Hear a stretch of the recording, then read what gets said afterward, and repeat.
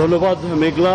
খুলনার আকাশে কিন্তু আজ মেঘ জমতে শুরু করেছে। গত কয়েকদিনের টানা গরমের পরে আজকে সকালে কিন্তু গুড়ি গুড়ি বৃষ্টি হয়েছে, তবে এই বৃষ্টি স্বস্তি ফেরাবে না, বরং আরও অস্বস্তি তৈরি করবে, এমনটাই বলছেন আসলে বিশেষজ্ঞরা।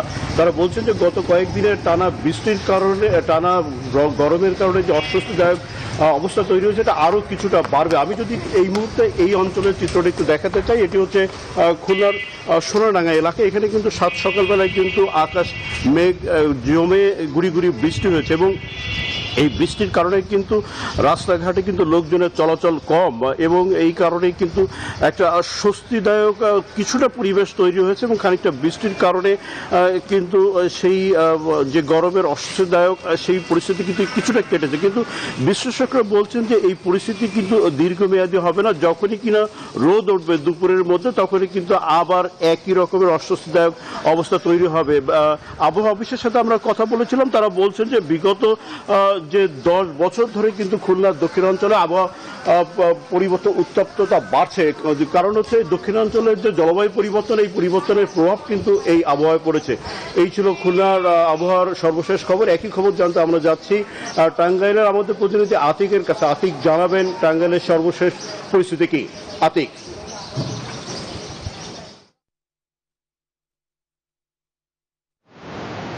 ধন্যবাদ মাসুদ। আপনি জানেন যে টাঙ্গাইলের কিন্তু একই চিত্র আমরা লক্ষ্য করেছি, এবং গত কয়েকদিন যাবত এই যে রৌদ্রের যে তীব্রতা, সেই তীব্রতা কিন্তু টাঙ্গাইলে ব্যাপকতা রয়েছে। গতকাল আসলে সন্ধ্যার সময় কিছুটা বৃষ্টি আমরা লক্ষ্য করেছিলাম টাঙ্গাইলে, কিন্তু বৃষ্টি থাকলেও কিন্তু সকালের যে রোদের তীব্রতা, সেই রোদের তীব্রতা কিন্তু আমরা লক্ষ্য করেছি। এবং এই সাথে আসলে যারা শ্রমজীবী মানুষ, তাদের কিন্তু অনেকটাই তারা কিন্তু ব্যাপক দুর্ভোগের মধ্যে পড়েছেন এই যে রোদের যে তীব্রতার কারণে, যারা অর্থাৎ জমিতে এবং বিভিন্নভাবে তারা যারা কাজ করছেন। এবং এই অনেকেই কিন্তু এই যে বিশেষ কোনো কাজ ছাড়া কিন্তু তারা বের হচ্ছেন না।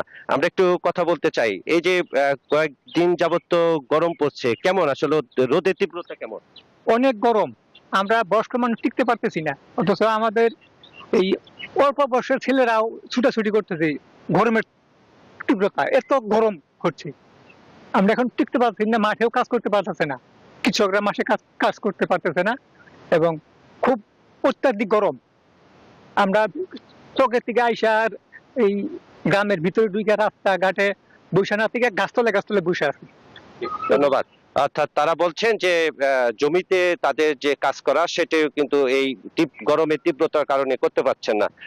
সবকিছু মিলে এই ছিল আমার কাছে সর্বশেষ। আমাদের বরিশালে রয়েছেন আরেক সহকর্মী মিরন, সেখান থেকে জানাবেন গরমের তীব্রতার সর্বশেষ তথ্য। মিরন।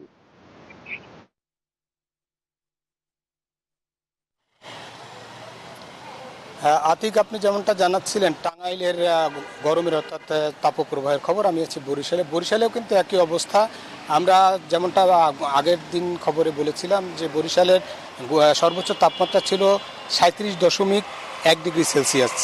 এর সঙ্গে প্রচণ্ড, অর্থাৎ আবহাওয়া অফিসের সঙ্গে আমরা যেমন কথা বলেছি, তারা যেমনটা বলেছে যে বাতাসে জলীয় বাষ্পের পরিমাণ বেশি থাকার কারণেই এই যে তাপমাত্রার যে সর্বোচ্চ তাপমাত্রার চেয়েও বেশি গরম অনুভূত হচ্ছে। এবং এই আগামীতে যতক্ষণ পর্যন্ত বৃষ্টি, অর্থাৎ একটানা বৃষ্টি না হলে, অর্থাৎ একদিন বৃষ্টি হলে কিন্তু এই তাপমাত্রা কমবে এমন কোনো আভাস কিন্তু আবহাওয়া অফিস দিচ্ছে না। আবহাওয়া বলছে যদি একটানা 5-7 দিন বৃষ্টি হলে হয়তো কিছুটা তাপমাত্রা কমবে, তবে জুন মাস জুড়েই কিন্তু তাপমাত্রার এই আধিক্য থাকবে, এমনটাই আভাস দিচ্ছে আবহাওয়া অফিস। তবে আজকে একটা স্বস্তির খবর তিনি বলেছেন যে খুলনার শরণখোলা এবং সুন্দরবন অঞ্চল এবং পটুয়াখালী অঞ্চলে কিন্তু বৃষ্টি হওয়ার সম্ভাবনা আছে। তবে বরিশালে এই মুহূর্তে মেঘ এবং রোদের খেলা চলছে, তবে বৃষ্টির কোনো সম্ভাবনা এখন পর্যন্ত দেখছি না।